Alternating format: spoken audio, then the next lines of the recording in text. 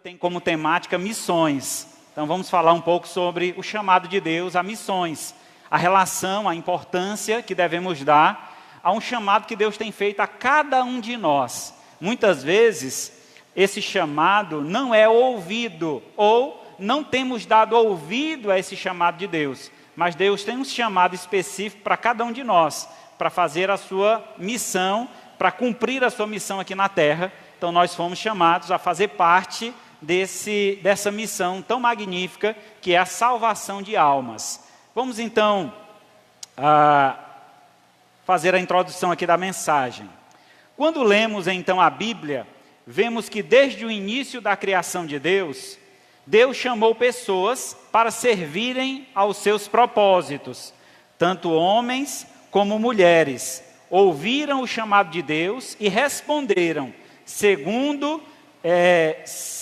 sendo que muitos se dispuseram a fazer a vontade do Altíssimo, mas houve também os que vacilaram, os que tentaram fugir, os que se desviaram no meio do caminho. Então, uma coisa que percebemos ao ler as histórias das pessoas fiéis chamadas por Deus, é que suas respostas quanto ao chamado de Deus foram sempre as mesmas. E que resposta foi essa? Eis-me aqui, Senhor. Aconteceu com Abraão, quando Deus o chamou para pô-lo à prova, lá em Gênesis 22:1. Também quando foi chamado por um momento em que estava prestes a oferecer o seu filho em sacrifício, foi interrompido por um anjo do Senhor, que providenciou um carneiro para o holocausto, lá em Gênesis 22:11. Jacó também, quando Deus chamou com ele em visão, lá em Gênesis 46:2, ele teve a mesma resposta. Assim também Moisés, quando Deus o chamou na sarça ardente, lá em Êxodo 3:4. Isaías, quando ouviu a voz de Deus que dizia: a quem enviarei? Quem há de ir por nós? Ele então respondeu: eis-me aqui, envia-me a mim. Isaías 6:8. Então, diante desse breve resumo, irmãos, do que é o chamado de Deus para fazer missões, para pregar o Evangelho, para anunciar a salvação aos perdidos, a gente precisa entender que Deus continua nos chamando Ele chama por mais obreiros para a sua seara. Qual tem sido a tua resposta a esse chamado? Como você tem ouvido esse chamado, se você tem ouvido, e se você tem ouvido, como você tem respondido a esse chamado? Deus nos chama, cada um de nós, para a missão de levar a palavra de Deus aos perdidos. Nós vamos hoje contemplar uma leitura lá em Atos capítulo 9. Abra sua Bíblia aí, Atos 9, a partir do verso 10. Atos dos Apóstolos, capítulo 9, versículo 10.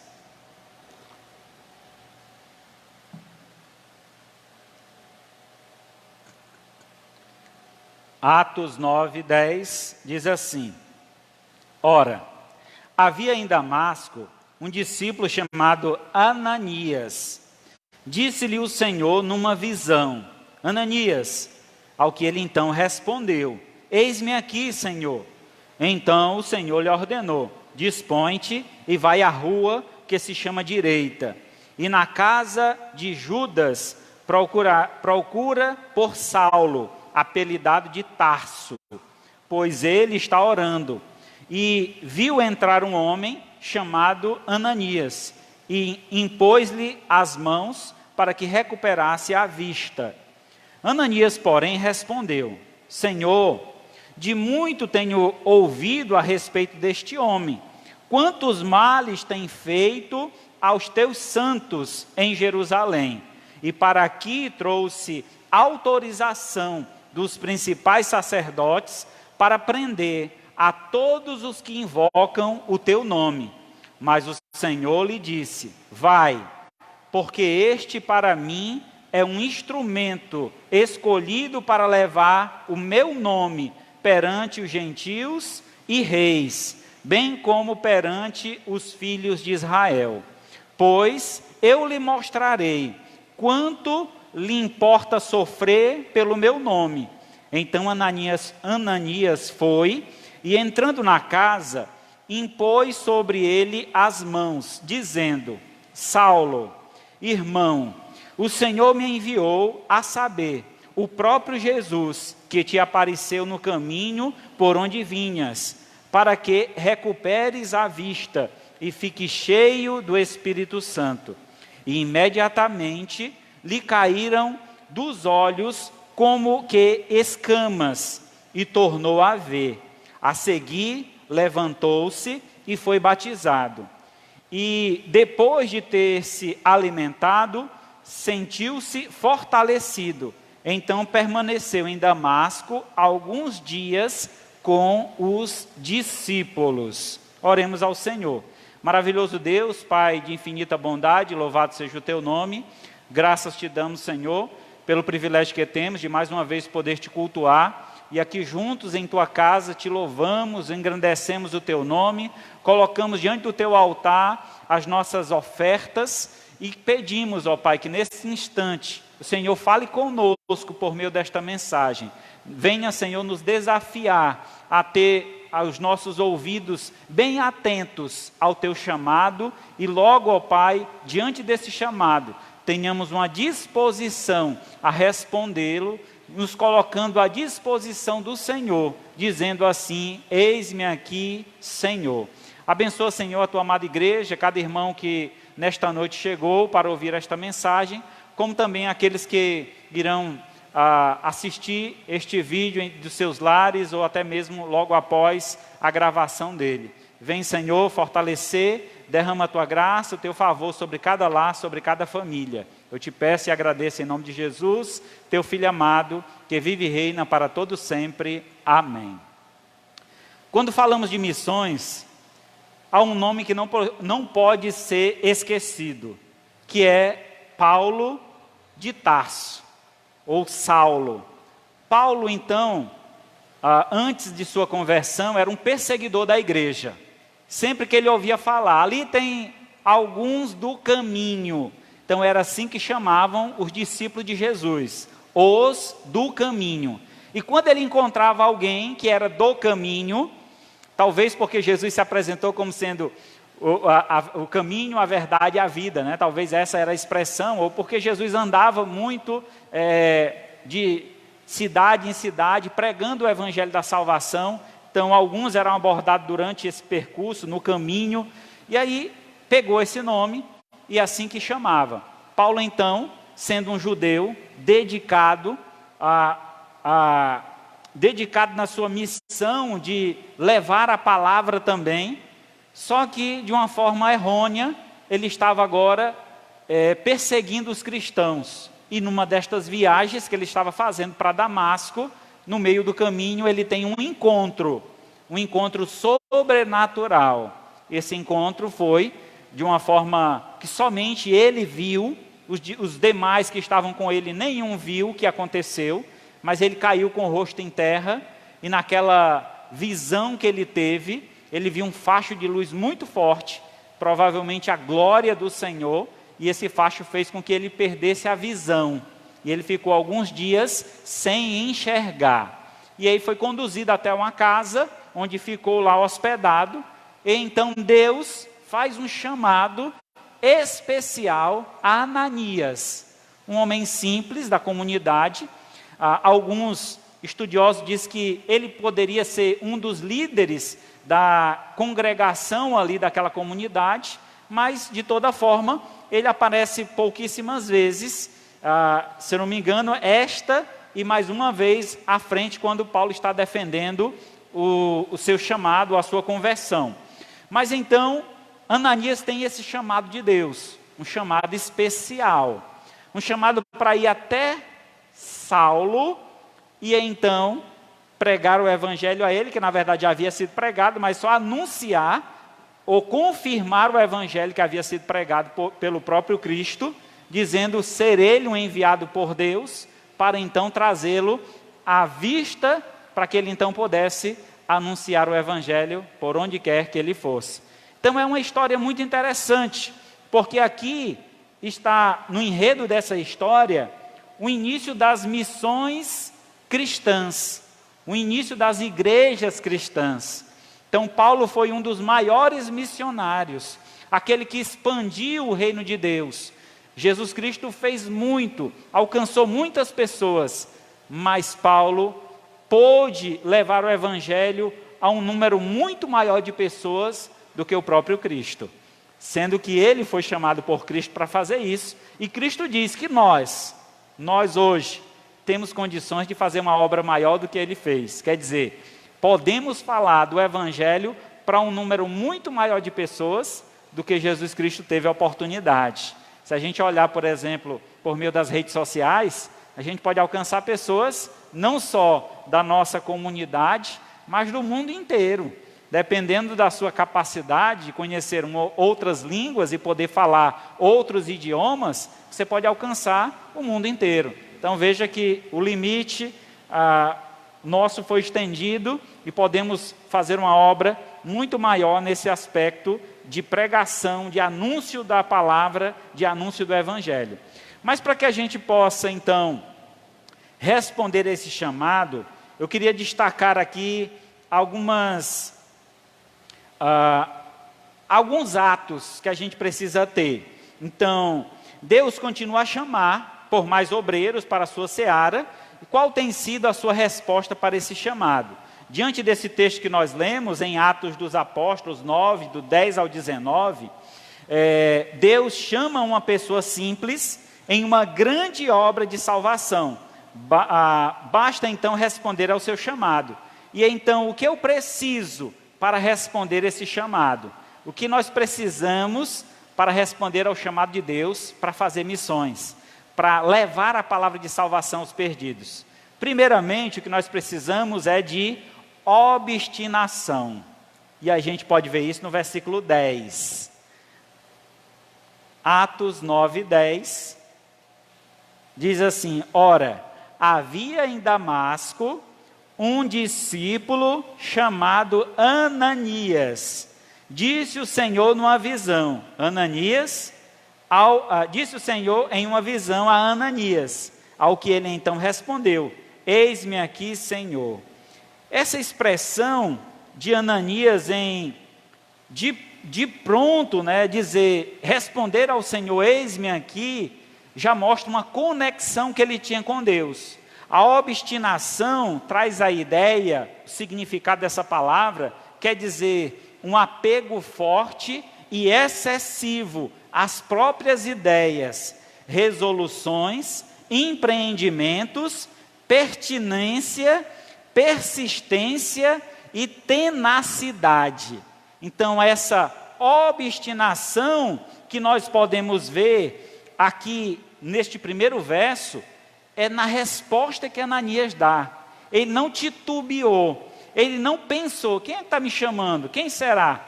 Vocês lembram de Samuel? Quando jovem, ele ouviu a voz de Deus chamá-lo: Samuel.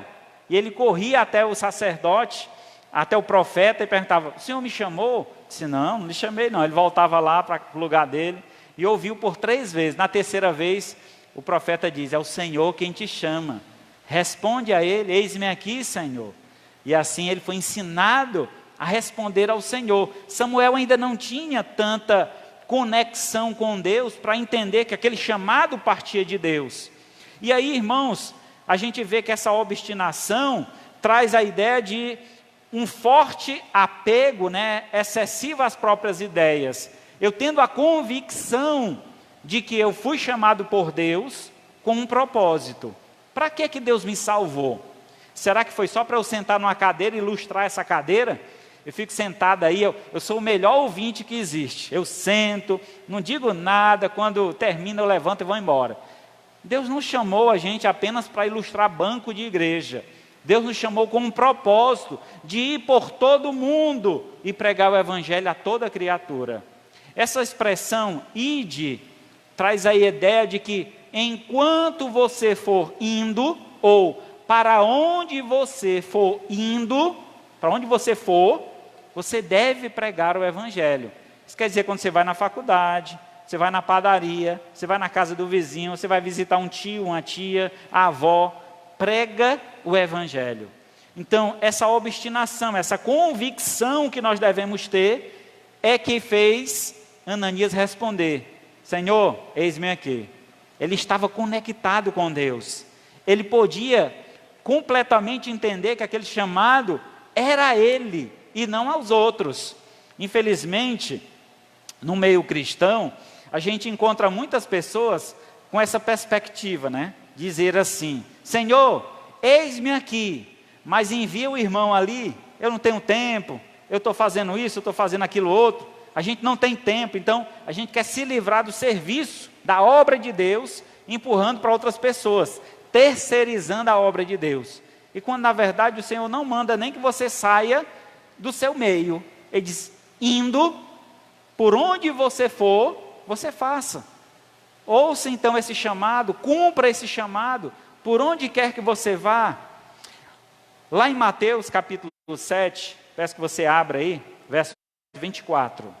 Mateus 7, 24.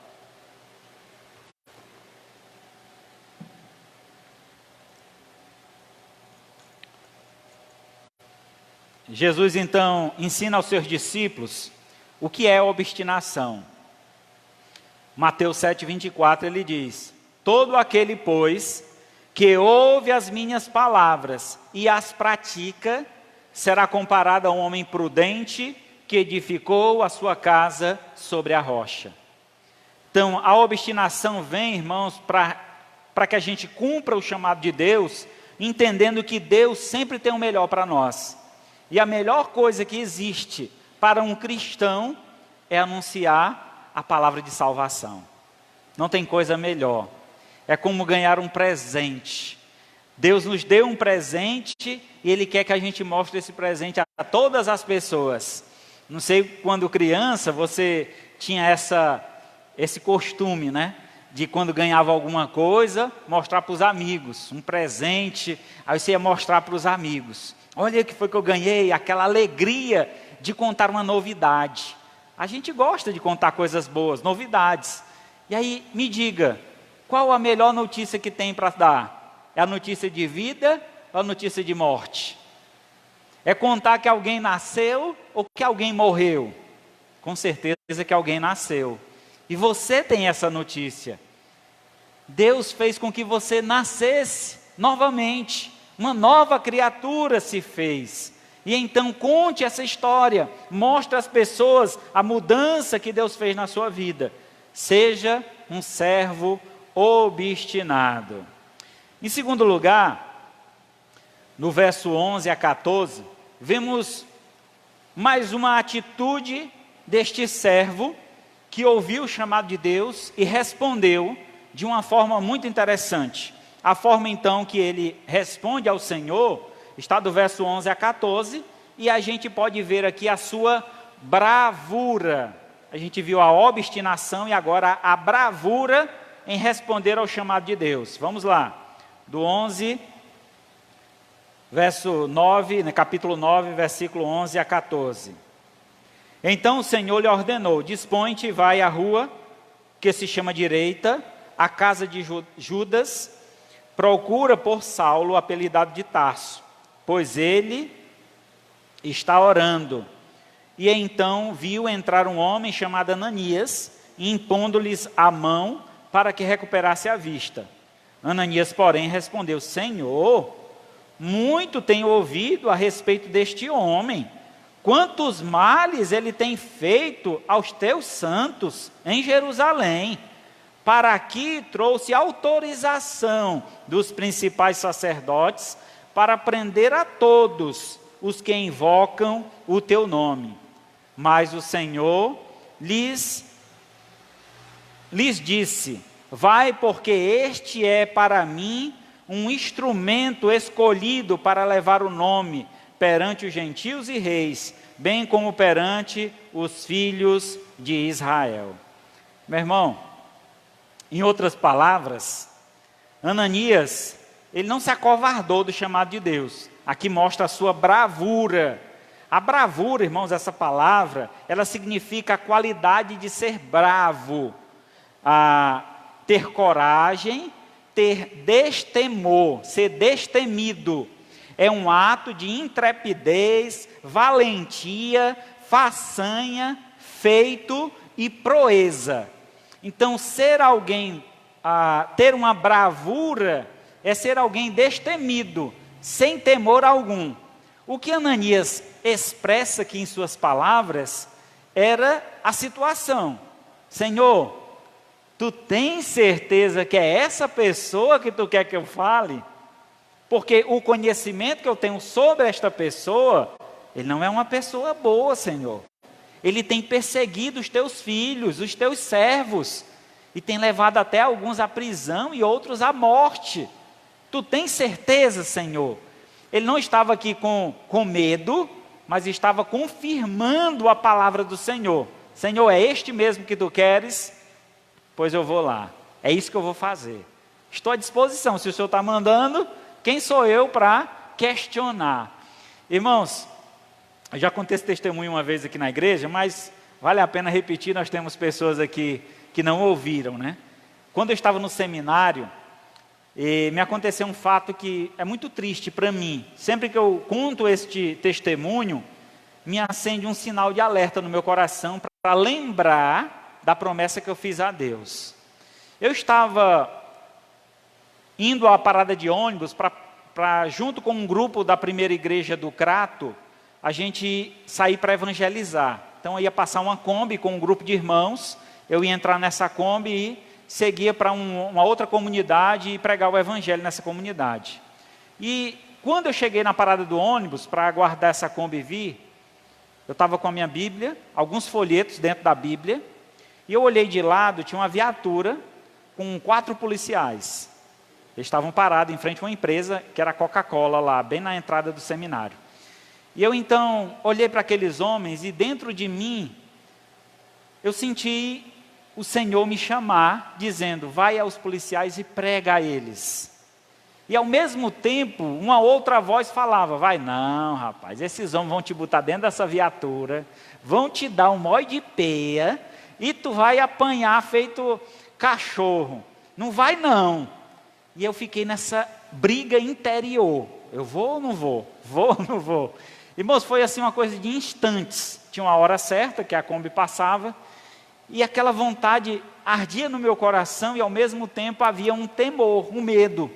Então nesse dia, eu não tive bravura, eu não acreditei na palavra do Senhor, eu não tive coragem de chegar até aqueles policiais. A Kombi encostou, abriram a porta, eu ainda olhei para trás com dor no meu coração e entrei naquela Kombi.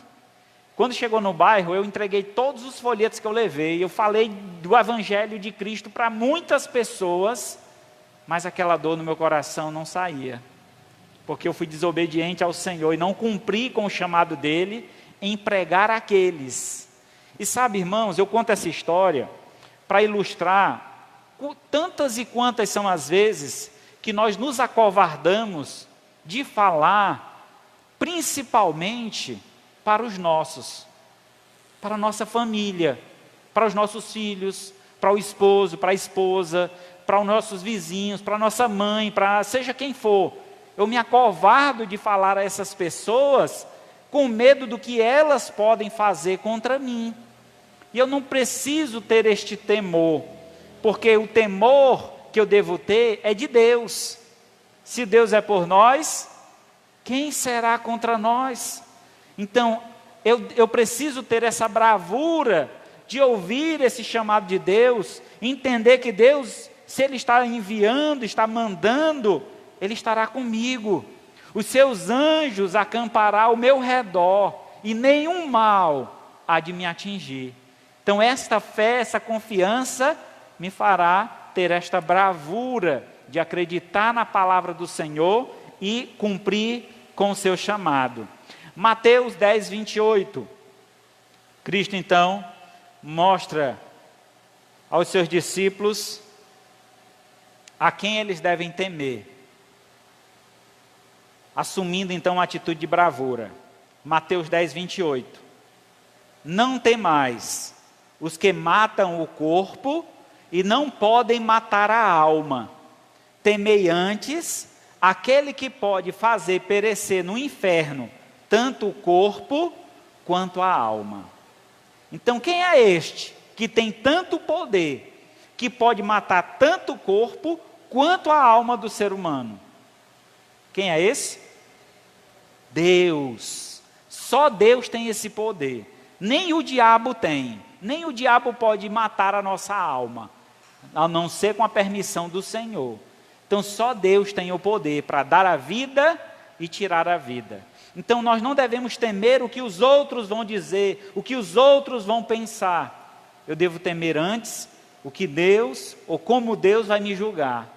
Porque um dia estaremos perante Deus. E todos os nossos atos que cometemos nesta terra será julgado por Deus. Eu tenho certeza que lá no céu ele vai dizer: meu filho, para que você temeu aqueles policiais? Era para você ter ido lá, eu estava do seu lado. Mas me faltou bravura, me faltou coragem. Mas louvado seja Deus, que eu fiz um voto com o Senhor. E disse a Ele: Senhor, todos aqueles que o Senhor colocar diante de mim, e que o Senhor confirmar no meu coração, fala a este, eu falarei. E eu tenho cumprido esse voto com o Senhor. E louvo a Deus por isso, porque Ele tirou esse temor do meu coração. Temer o que os homens vão dizer, o que vão pensar de mim. Pelo contrário, agora eu tenho destemor e estou pronto a agir com bravura. A terceira expressão ou ato daquele que ouve o chamado de Deus está do verso 15 a 17, que é a determinação. Então nós vimos primeiramente a obstinação, segundo lugar a bravura, terceiro lugar a determinação. Qual foi a determinação de Ananias? Verso 15 a 17. Mas o Senhor lhe disse: vai, porque este é para mim um instrumento escolhido para levar o nome perante os gentios e reis, bem como perante os filhos de Israel. Pois eu lhe mostrarei quanto lhe importa sofrer pelo meu nome.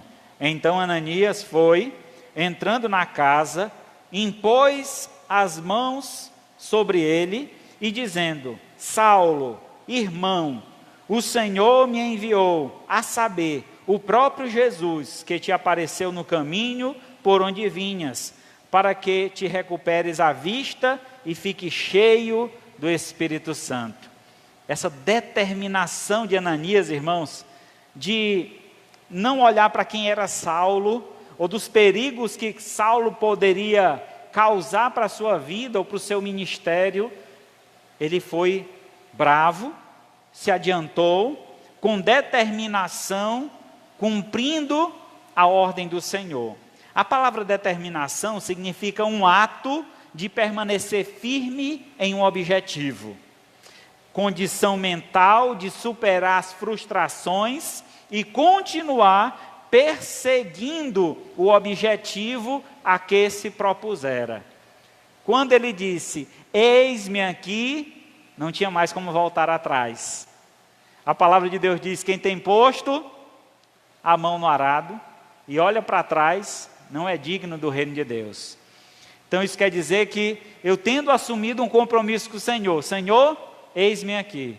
Agora eu tenho que cumprir o chamado do Senhor. E para Ananias era um passo de muita fé, de demonstração de fé. Por isso essa determinação, uma permanência firme no objetivo. Foi o Senhor que mandou e eu farei isso que o Senhor determinou para a minha vida. A gente vê muitas vezes, nos dias atuais, cristãos, usando essa palavra determinação. Ou eu determino que Deus me dê tal coisa. Eu determino que Deus tire essa enfermidade de mim. Eu determino isso ou aquilo. O que a gente pode determinar é na nossa vida e não com relação a Deus. Eu não posso determinar na vida de Deus, impor que Deus faça alguma coisa por mim. Eu não posso fazer isso, mas eu posso determinar na minha vida. Eu determino que a partir de hoje eu vou ser mais presente na casa do Senhor. Eu determino que a partir de hoje todas as oportunidades que surgirem à minha frente, eu vou pregar o Evangelho. Então esse tipo de determinação você pode ter, e deve, e é bom, mas não a determinação ou determinar com relação a Deus, exigindo qualquer coisa que seja de Deus. Até porque tudo que Deus tem para nos oferecer é a sua graça, que é um favor imerecível. Eu não mereço o favor de Deus. Então, quando você chegar diante de Deus para pedir algo, você se coloque na posição de servo. Senhor, eu não mereço, mas se tu quiseres me dar tal coisa, seria muito bom para que eu pudesse cumprir a tua obra, para eu fazer isso ou aquilo. Então, abra o seu coração, reconhecendo o senhorio de Deus e se submetendo a este senhorio. Mas a determinação aqui de Ananias era diferente. Era a determinação realmente de cumprir esse objetivo. Foi-me dada uma missão, missão dada é missão cumprida. Eu preciso ir adiante, eu preciso avançar, eu não posso cochilar, eu não posso cruzar os braços. Não, eu já fiz muito. Não, Deus ainda pode te usar, e Ele quer te usar grandemente como instrumento de Deus. Fala. Em todo ser que respira, diz a Escritura, louve ao Senhor. E você louva não apenas quando canta, mas quando conta as grandiosas maravilhas do Senhor. Esta é uma forma de louvar ao Senhor, apresentando aos homens o que Deus tem feito na sua vida. Lucas 9, 62.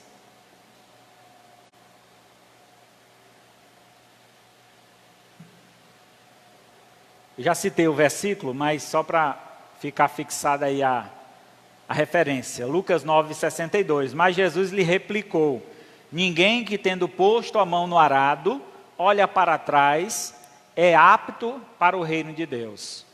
Então aquele que tem ouvido o chamado de Deus, tem respondido: eis-me aqui.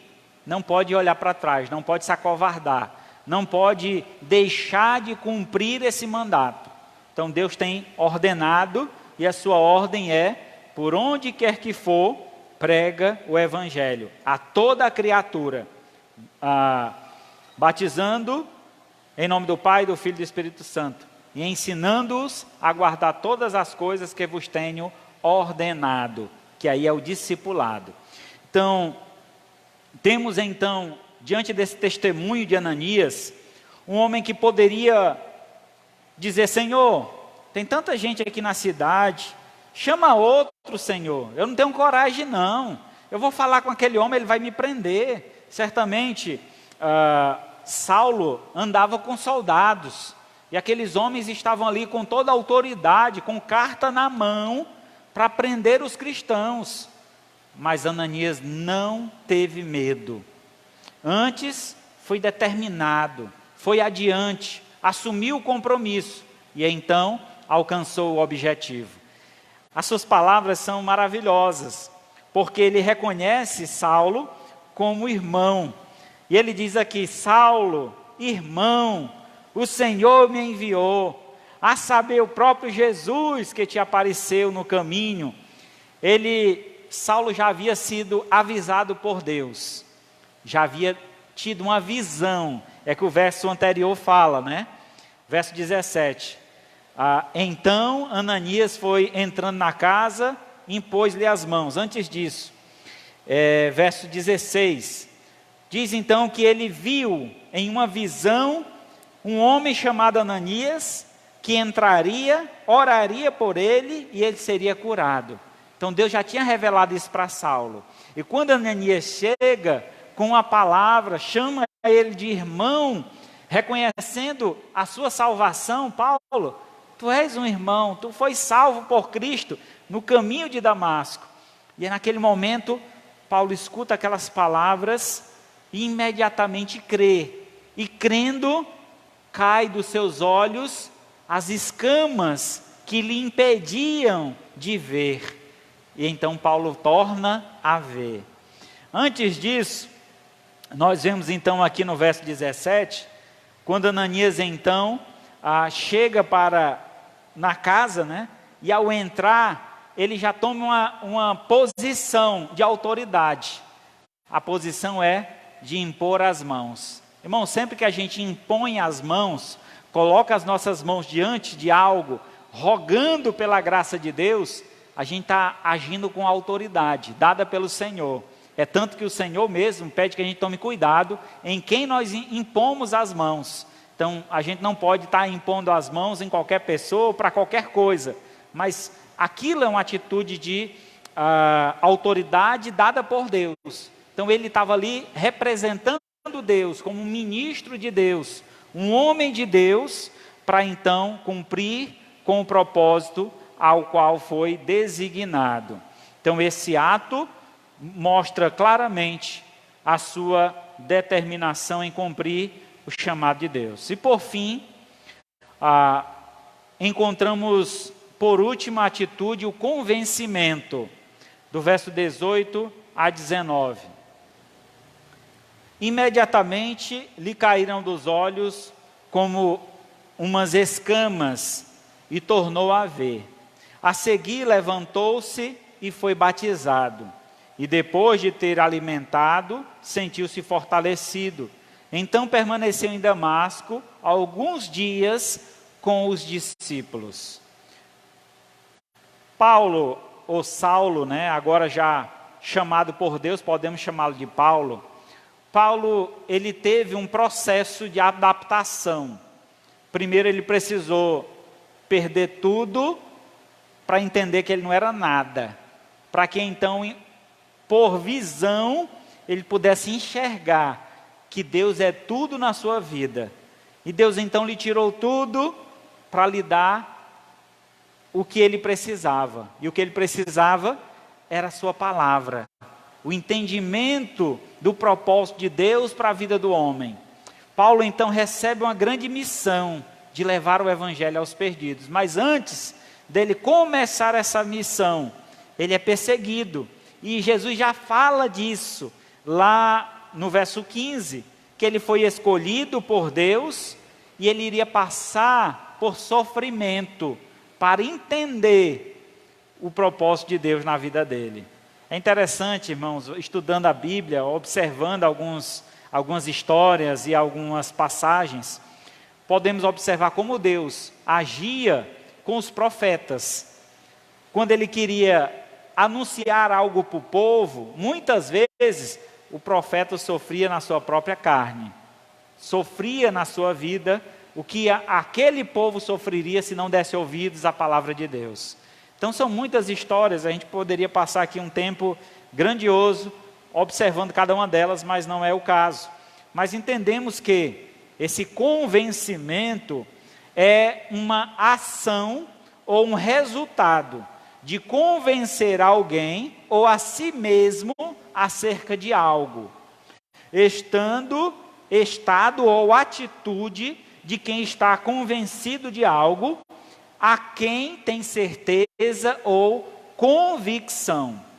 Ananias estava convicto da ordem que Deus havia dado a ele, e agora Paulo também estava convicto de que aquela pessoa vinha da parte de Deus, estava lhe dando autoridade para dar continuidade à obra do Senhor.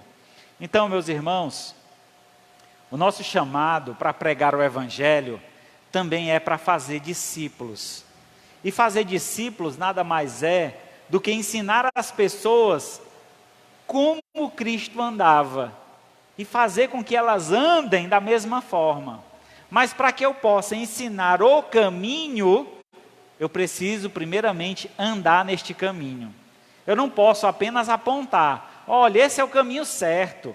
Às vezes a gente tem essa atitude, por talvez imaturidade ou por falta de conhecimento, a gente até indica às pessoas, olha, vá na igreja evangélica, é tão bom, mas você não vai. Você diz para o seu filho, meu filho, lê a Bíblia, meu filho. Coisa boa é ler a Bíblia, mas teu filho não vê tu lendo a Bíblia uma vez. Como é que eu posso dizer se algo é bom, se eu mesmo não uso, não pratico, não faço parte disso? Então é necessário que eu ande no caminho. Ensina a criança no caminho, quer dizer, ande junto com ele, E ainda quando ele for velho, ele não vai se desviar desse caminho. Eu preciso abraçar a fé cristã. Eu preciso vivenciar a fé cristã. Eu não posso apenas dizer, é a melhor que tem a igreja evangélica, mas eu não faço parte. Eu não interajo com essa igreja, eu não me insiro nesta igreja.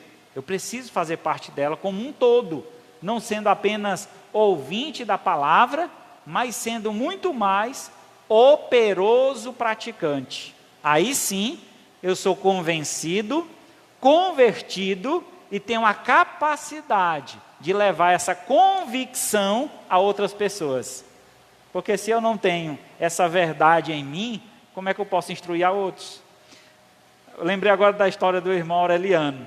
O irmão Aureliano, muito tempo já na fé cristã, mas ele se decepcionou com algumas igrejas que passou, e ele disse que deixou de frequentar igrejas. Passou mais ou menos uns 2 anos, E ele é cabeleireiro, e ele diz que cada cliente que senta lá, ele prega o evangelho para as pessoas, fala de Cristo para essas pessoas. E as pessoas até gostam da palavra que ele anuncia, mas sempre a pergunta fatídica que elas faziam era, qual a igreja que você congrega? E ele disse que ficava envergonhado, porque não estava frequentando nenhuma igreja. Meu Deus do céu, e Deus falando ao coração dele, que é necessário estar numa igreja, fazer parte de uma igreja.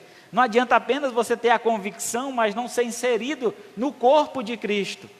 E ele então veio, e Deus então trouxe até esta amada igreja, e hoje ele congrega conosco aqui, para a glória do nome do nosso Senhor Jesus Cristo.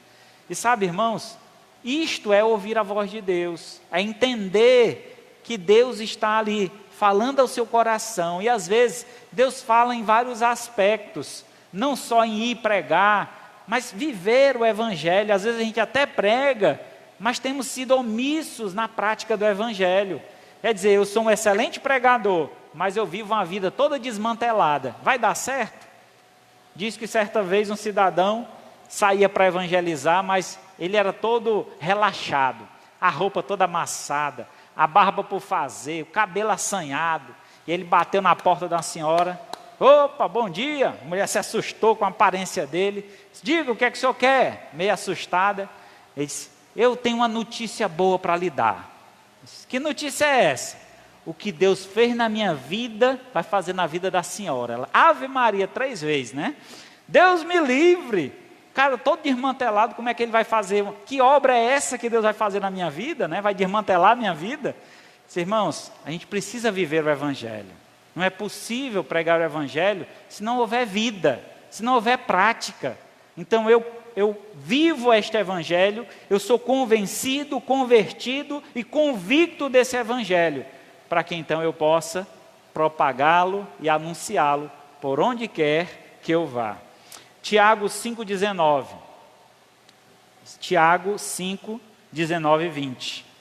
Meus irmãos, se alguém dentre vós se desviar da verdade, e alguém o converter, sabei que aquele que converte o pecador do seu caminho errado, salvará da morte a alma dele, e cobrirá multidão de pecado. Veja, irmão, que grande privilégio Deus nos deu. É claro que a salvação vem do Senhor. Não sou eu que converto ninguém. Entenda isso. Quem convence o homem do pecado, da justiça e do juízo, é o Espírito Santo de Deus. Mas o meu papel é anunciar. Como ouvirão se não há quem pregue? Como pregarão se não forem enviados? Nós estamos sendo enviados. E aí então eu preciso pregar, anunciar o evangelho. E com esta palavra que eu anuncio, o Espírito Santo trabalha na vida desta pessoa, o convence do pecado, da justiça e do juízo, e então ele passa a ser um convertido, mudando a direção de vida e voltando-se para Deus em arrependimento e fé. Então é um processo, e eu faço parte desse processo, você também faz parte desse processo, desde que você responda ao chamado de Deus. E responder ao chamado de Deus, eu não sei se vocês observaram, era para estar na projeção, mas deu problema hoje no computador, mas as palavras que eu escolhi aqui para representar a atitude de Ananias, todas elas começam com uma letra específica que eu escolhi. Primeiro, obstinação, O. Bravura, B. Determinação, D. Convencimento, C. Então, O, B, D, C. Essa é a atitude de um servo que quer fazer a vontade de Deus. É a atitude de um servo que quer cumprir com o chamado de Deus. Eu preciso obedecer. Ananias obedeceu. E você, o que vai fazer com esta palavra? Vai fechar a tua Bíblia, guardar, esquecer dela? Ou vai obedecer o chamado de Deus e anunciar para as demais pessoas o que Deus tem dito ao teu coração? Concluindo então, Jesus está nos chamando para mudar a realidade da nossa família, dos nossos vizinhos, da nossa cidade, do nosso país, do mundo inteiro. Façamos como Ananias, respondamos ao Senhor, eis-me aqui, Senhor, e aí possamos dispor nosso coração para obedecer ao Mestre, porque cumprindo a sua vontade, veremos grandes coisas serem realizadas, pois fiel e poderoso é aquele que nos chama. Hebreus 3,15. Enquanto se diz, hoje, se ouvirdes a sua voz, não endureçais o vosso coração, como foi na provação. Então hoje, Deus falou aos nossos corações através dessa mensagem. O desejo do meu coração é que você responda ao Senhor. Mas essa resposta, ela tem que partir de você. Não sou eu que provoco isso em vocês, não sou eu que obrigo vocês a tomar essa decisão. Mas é uma decisão que deve partir de cada coração grato. Se você é grato por Deus, pelo que Deus fez na sua vida, então responda ao Senhor, Senhor, eis-me aqui, usa-me a mim, eu quero ser um instrumento teu, quero ser usado por ti, coloca as palavras certas na minha boca, me dá as oportunidades que eu preciso para pregar o Evangelho, me ajuda a falar do teu amor para os meus, começando da minha casa, para que então eu possa alcançar o mundo inteiro. Que assim Deus conceda a cada um de nós esta coragem, bravura, determinação, convicção, para que então o nome do Senhor seja honrado e glorificado hoje e para todo sempre. Amém? Vamos orar. Maravilhoso Deus, Pai de infinita bondade, muito obrigado, Senhor, pelo prazer e o privilégio que nós temos de ouvir a Tua voz por meio da mensagem do Evangelho. Ó Pai querido, usa a cada um aqui presente, Senhor, nesta grande missão que é pregar o Teu Evangelho. Sabemos, ó Pai, que é um compromisso do qual o Senhor chama a cada servo e que esta disposição deve vir, Senhor, juntamente com bravura, com toda a coragem, disposição, convicção, para que então o Teu nome seja honrado e glorificado, através de nós, através da mensagem, da pregação que iremos levar aos nossos amigos e familiares.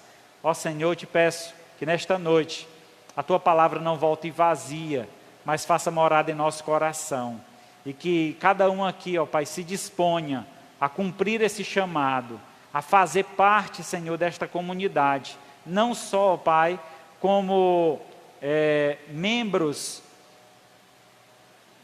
de nome, nominal, fazendo parte de uma denominação, de uma bandeira, mas muito pelo contrário disso, ó Pai, que nós possamos fazer parte de uma comunidade que ama o pecador, deseja resgatá-los e que possa se esforçar o máximo para alcançar os perdidos neste mundo, fazendo então cumprir o Teu chamado de ir por todo o mundo e pregar o Evangelho a toda criatura.